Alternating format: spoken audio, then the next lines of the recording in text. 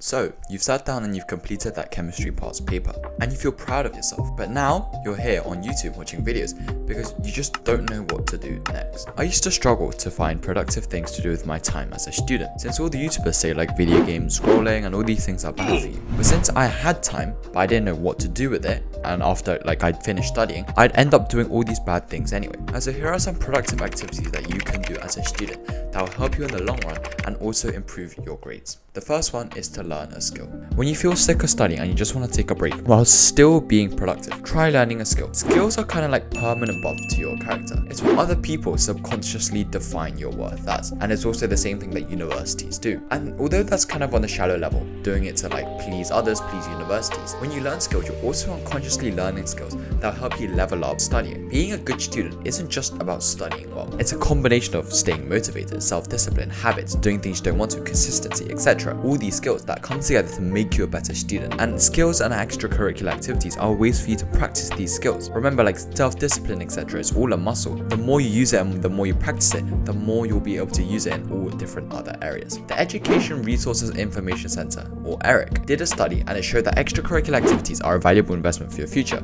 because it showed that students who participate in activities or learn skills tended to have higher grades, better exam scores, better social skills, and a more positive educational experience in general.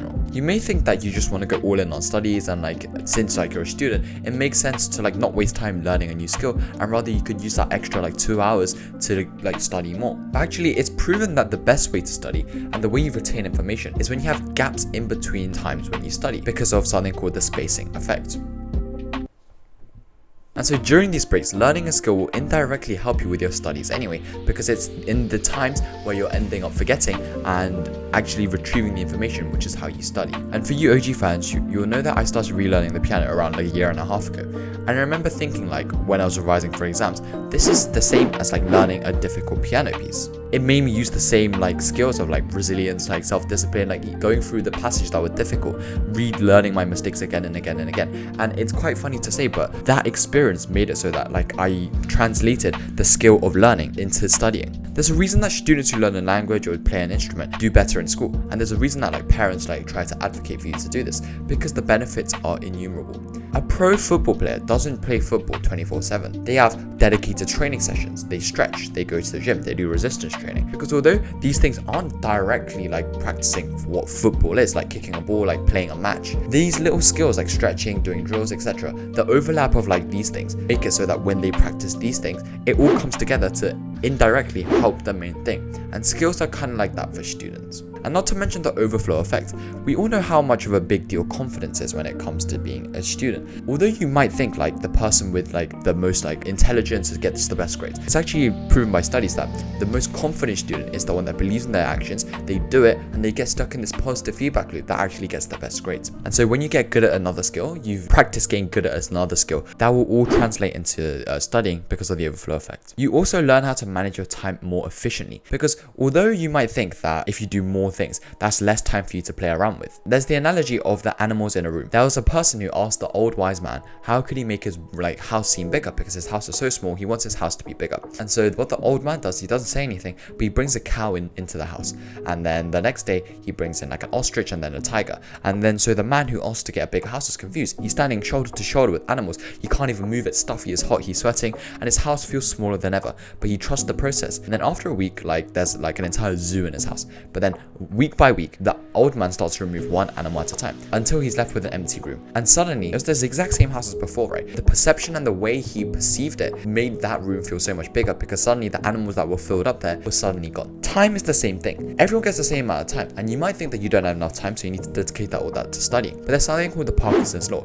and it says that however much time you give a certain task, that task will fill up that amount of time. If you have 8 hours in a day because you don't do any other skills, that studying will take 8 hours. Whereas if you only have 2 hours a day because you're doing other skills and you have other things to do, the same quality of studying can be done in 2 hours. If if you focus on efficiency, and that's what learning a skill does for you. It's kind of like I remember watching this movie of these like Japanese ninjas who had weights tied to their ankles, and so every day they walk around with like the weights on their ankle, and so obviously it's kind of like a hindrance. But once like after 10 years they get rid of like the weights, suddenly they're able to run faster than ever because they were used to being like held down. So when you practice being busy and doing other things on top of studying learning skills, it makes it so that studying and etc. in the future, especially when you don't have to do those things, it feels that you have so much time because you've practiced the skill of efficiency. And the second chapter is to read. The more that you will read, the more things that you will know, and the more that you learn, the more places you will go. Dr. Seuss, Dr. Seuss.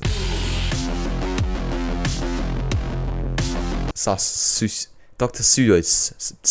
Seuss said that. Reading has so many benefits. If you're someone who reads, you're already ahead of 99% of students. If you ask your friends, or you just think about like your friends, like when was the last time that they read a book? In a world where staying focused is difficult, reading will do wonders for your attention span. In the world of short form content, social media, etc., these things are all robbing our focus on attention span. So if you're someone who reads, you're already someone who has a good attention span. And you might think having a good attention span and study is not related, but actually being a good student is all about having a good attention span, because you have to sit down, focus, and actually get the work done. Deliberately choosing to read a book instead of watching a show, or even worse, scroll on TikTok, will improve your attention span dramatically. But more importantly, whether you read fiction or non-fiction, the benefits it will have on essay writing subjects and English are extraordinary. Studies show that people and students who read diversify their vocabulary, get used to like the techniques, and unconsciously pick up the nuances and the structure, the vocabulary and ways that they write. And they find that in essay writing subjects, which is a lot, right? Theology, philosophy, history, geography, like most subjects entail some sort of essay writing. Those scores increased up to 7 times more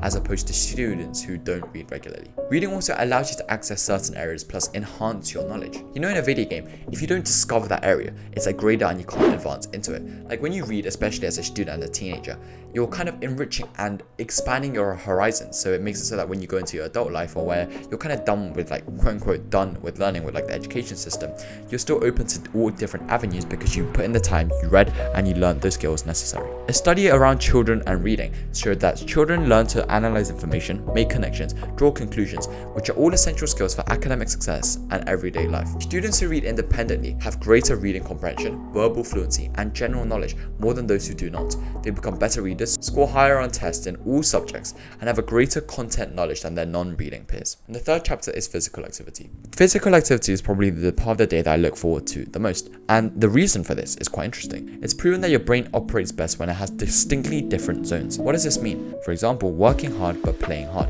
They're two completely different zones, but when your day looks something like that, you're gonna be able to focus on working hard when you work hard, but also play hard when you can, because of these two polarizing sides of the day. Your brain will be able to study better if you balance that out with something such as physical activity. During a 3-year period, the National Institution of Health showed that students who engaged in physical active lessons on average improved their academic performance by 6%, whereas the control group exhibited a 1% decrease. And students who are physically active tend to get better grades, school attendance, cognitive performance such as memory, classroom behaviors, etc. You have higher physical activity and physical fitness levels are associated with higher cognitive performance, concentration, etc. among students as well. You get improved focus and performance, and you start to also feel proud, and you don't become like just that like kind of one-dimensional student when you're only good at studying and you get good at everything else. Studying feels more fun, and you also get a personality. You get to meet new people, and you get to be proud of yourself. Whether it's a gym or a sport, it teaches you also how to manage your time effectively, because you're gonna have that's one more thing that you add to your plate.